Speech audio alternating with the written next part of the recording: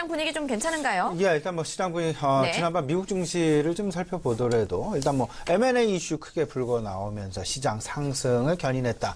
뭐 정리할 수 있을 것 같은데 일단 뭐 뒷심은 좀 부족한 그런 상황으로 정리가 될 수 있을 것 같습니다. 하지만 전반적인 분위기는 여전히 뭐 계속 말씀을 드리고 있습니다만 골디락스의 상황은 지속되고 있다. 전반적인 우호적인 분위기, 특히나 앞서서 다가오고 있는, 특히나 이번 주말로 다가오고 있는 연말 소비 시즌이 그야말로 소위 말하는 선진국 경기가 그만큼 개선 상황 내지는 회복 상황에 들어갔다라는 어떤 그 부분을 분명하게 확인시켜 줄 수 있는, 그런 소비로서 확인시켜 줄 수 있는 그런 계기가 될 것인가에 대한 그런 기대감들이 많이 지금 현재 시장 내 작용하고 있다라고 보셔야 될 것 같습니다. 우리 시장으로 좀 돌아와 보면요, 우리 시장 전체적인 움직임, 전체적인 특징, 크게 세 가지 정도로 정리가 될 수 있지 않을까 생각이 됩니다. 첫 번째는 코스닥 시장의 활황 상황, 과연 언제까지, 어느 선까지 지속될 수 있을까의 여부. 두 번째, 결국 그 코스닥, 그 두 번째, 그 중국과의 관계 개선 기대감. 과연 중국 관련주들이 최근 조금은 좀 주춤하고 있는 그런 양상. 하지만 전체적인 앞으로의 뭐 한한령의 해제랄지, 그리고 문재인 대통령의 중국 방문과 맞물리게 되면서 중국 관련주에 대한 기대감이 다시금 재부각될 가능성은 없을까요, 여부. 세 번째, 지금 현재 시장 내 어쩌면 한켠에서 서서히 다가오고 있는 부분이 바로 원달러 환율에 대한 움직임 부분이 될 것 같습니다.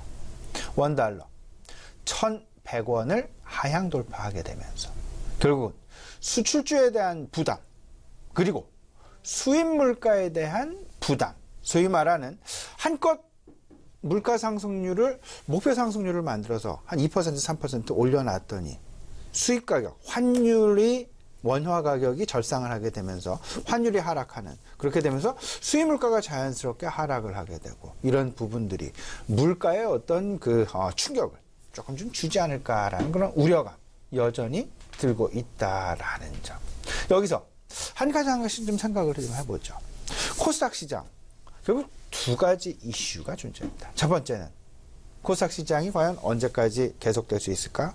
계속된다라면 그 주도 역할은 지금 현재와 같은 바이오 제약주들이, 소위 말하는 헬스케어주들이 그 주도주 역할을 계속해서 언제까지 할 수 있을까?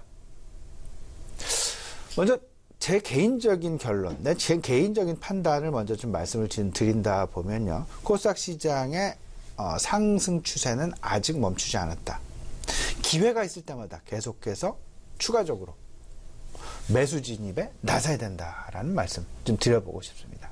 지난주 금요일도 소폭의 조정이 있었습니다. 근데 지난주 금요일 소폭의 조정, 매우 소폭의 조정이었죠. 지난주 7.75%의 상승, 이번 주 어제도 1.2%의 상승, 오늘 역시 상승 출발하고 있는 코스닥 시장의 모습.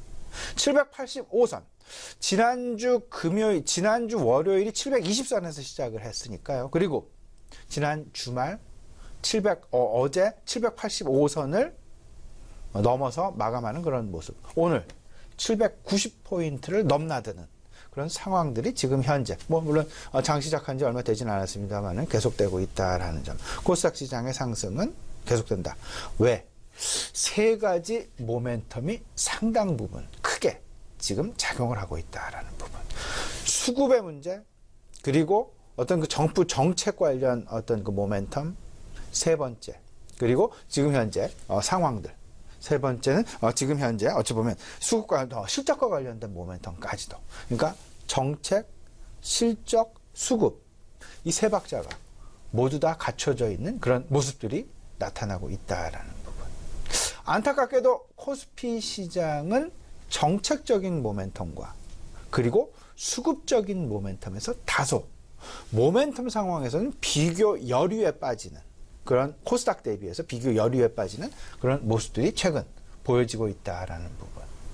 기회가 있을 때마다, 그리고 조정 양상이 나타날 때마다 코스닥 시장은 계속해서 나의 비중을 늘리는 것이 바람직하지 않겠나라는 그런 말씀 좀 드려보고요. 혹여나 코스닥 시장에 대한 펀더멘털, 실적에 대한 우려감, 아직까지 갖고 계시는 분 있을 수도 있겠습니다만은 지금 현재 시장의 패러다임 자체가 미국과, 그러니까 소위 말하는 선진국과 대형주 중심에서 중국을 위시로 한 신흥국과 중소형주 중심으로 그 패러다임이 변해가고 있다라는 부분.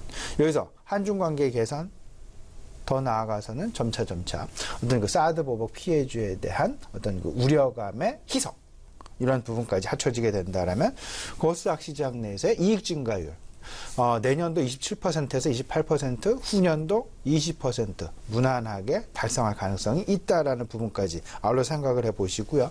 12월 4차 산업혁명위원회의 구체적인 로드맵 발표 지금 예정이 되어 있죠. 그리고 12월 중에 코스닥 활성화 방안의 구체화가 발표가 되게 됩니다. 이런 부분까지 생각을 해본다면 시장의 무게중심, 미국과 대형주 중심에서 중국과 중소형주 중심으로 모멘텀의 쏠림 현상이 자연스럽게 이동하는 패러다임의 변화가 분명히 시장 내에서 이미 진행되었다라고 보시는 것이 바람직하지 않나. 따라서 단기 과열의 부담이 나타나면서 기간 조정이 들어갈 때 그때를 추가 매수의 기회를 삼으셔야 될 것 같고요. 또 한 가지, 좀 고평가된 바이오들, 소위 말하는 PR이 1000배, 2000배 수두룩하게 지금 나타나고 있습니다. 그 회사들 예의주시하는 건 상당히 중요합니다. 근데 지난 1995년과 2015년 떠올리게 된다라면 시장의 기대치와 실적과의 눈높이 차이, 이에 대한 미스매칭, 한순간에 무너져 버릴 수도 있다라는 부분. 무너져 내린다라면 그게 바로 거품이 될 것이고요. 이 거품이 다시금 그러니까 다시금 회생하기까지는 상당 부분 시간이 걸릴 수밖에 없다라는 것 꼭 염두에 보시면서, 오히려 저는 고평가 PR이 높은 바이오 종목보다는 상대적으로 PR이 낮은 IT 종목에 대한 관심을 오히려 높여가는 것이 바람직한 투자 전략이 될 수도 있다라는 부분, 우리 시청자들 같이 참고해 주셨으면 좋겠습니다.